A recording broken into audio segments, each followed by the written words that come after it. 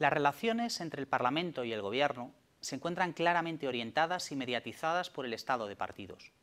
No en vano son los grupos parlamentarios, o más específicamente los mismos partidos, los elementos vertebradores de los cuerpos legisladores.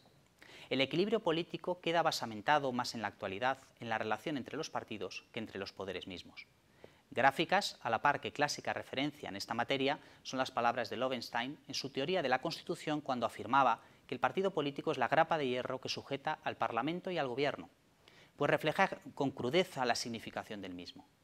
Es este dato el que ha provocado, por un lado, la articulación y conjunción de los poderes legislativo y ejecutivo y, por otro, el gobierno de la mayoría parlamentaria. Los partidos se convierten no solo en necesarios para el sistema, sino imprescindibles, configurándose en lo que se vino a calificar como un mal necesario.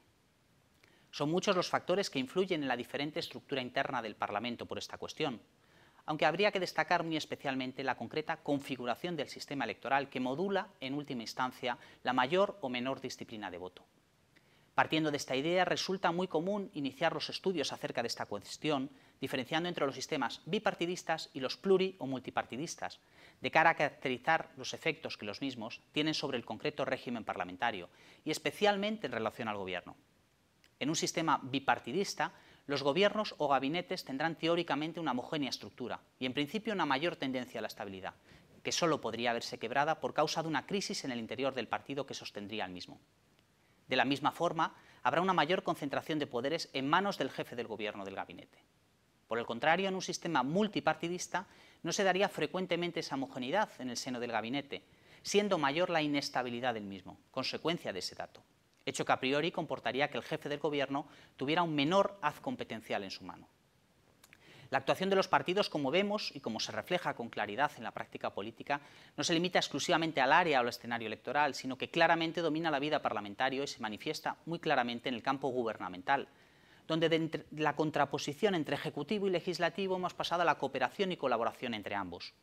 pudiendo llegar a afirmarse la sustitución del principio de separación por el de unidad y colaboración en favor del ejecutivo,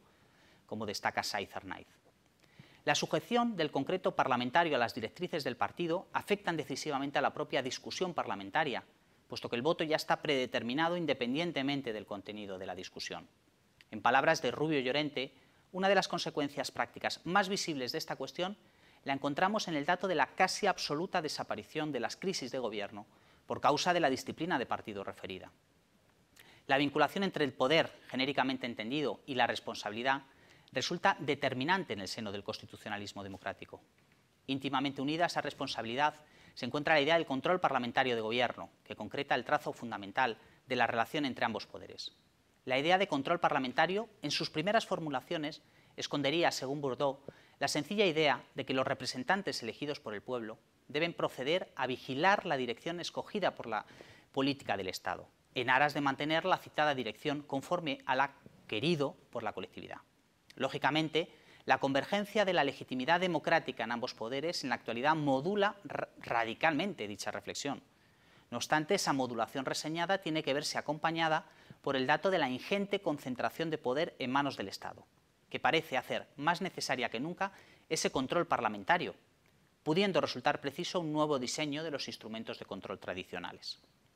El control parlamentario en la actualidad, dentro de la equivocidad y plurivocidad que el término control comporta, se concibe en su generalidad como una función eminentemente de información y, en un sentido más genérico, en una acción positiva de participación en el gobierno. Lo cierto es que toda la actividad parlamentaria se encuentra, de una u otra manera, contemplada a través del prisma del control, idea que se ha traducido por parte de un sector doctrinal en una específica concepción omnicomprensiva del control parlamentario, entendida, en palabras de Rubio Llorente, como una perspectiva desde la que puede analizarse toda la actuación parlamentaria, o una función que todo auténtico Parlamento desempeña mediante el ejercicio de toda su actividad, no pudiendo reducirse el análisis de esa función a procedimientos determinados, sino que ha de tomarse como objeto la totalidad de la actuación parlamentaria. De cualquier forma, debemos destacar que la configuración del control parlamentario por la doctrina ha sido muy diversa a la hora de dar contenido a esa específica función reseñada por el artículo 66 del texto constitucional en su párrafo segundo. Aquellos instrumentos de control-responsabilidad, como por ejemplo la moción de censura, tendrían un carácter extremo, muy escasa utilización y una menor efectividad, y no en vano serían calificados como un control de carácter extraordinario frente a otros controles que tendrían un exclusivo carácter ordinario. La importancia de esa función de información ha sido puesta de relieve en nuestro entorno más cercano por nuestro Tribunal Constitucional, consecuencia de la vinculación que la misma conlleva en relación a la función de orientación política del Gobierno.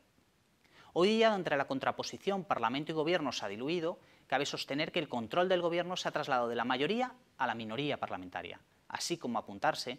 como lo ha hecho un sector doctrinal, García Morillo, por ejemplo, la posible mutación de la concepción de dicho control, encontrándonos ahora, según esa doctrina, ante un aparente control de la minoría sobre la mayoría y, más aún, apareciendo una nueva forma de control, el contracontrol, que no sería sino la utilización de los medios de control parlamentario del Gobierno en aras de evitar y paliar dicho control.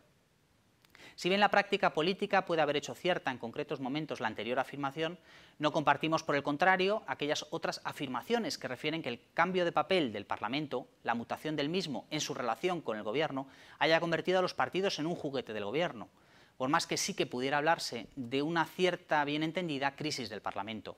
vinculada, entre otros datos, a esa primacía del Ejecutivo. No obstante ello, no habilita, en nuestra opinión, la emisión de juicios tan críticos como el precedente. Consideramos acertada la definición dada por García Morillo cuando afirmaba que el control parlamentario no sería sino la actividad parlamentaria encaminada a través de una multiplicidad de mecanismos a la comprobación de la actividad del Poder Ejecutivo y a la verificación de su adecuación a los parámetros establecidos por el Parlamento, susceptible de producir consecuencias diversas y, entre ellas, la exigencia de la responsabilidad política del Gobierno. Por lo que a los regímenes presidencialistas respecta, reseñaremos simplemente que la idea de control del poder, en suma la idea de control del Gobierno, tiene unos parámetros bien diferenciados, consecuencia de la elección popular de los poderes, que tiene como lógica consecuencia la idea de relativa igualdad que entre ambos poderes se genera.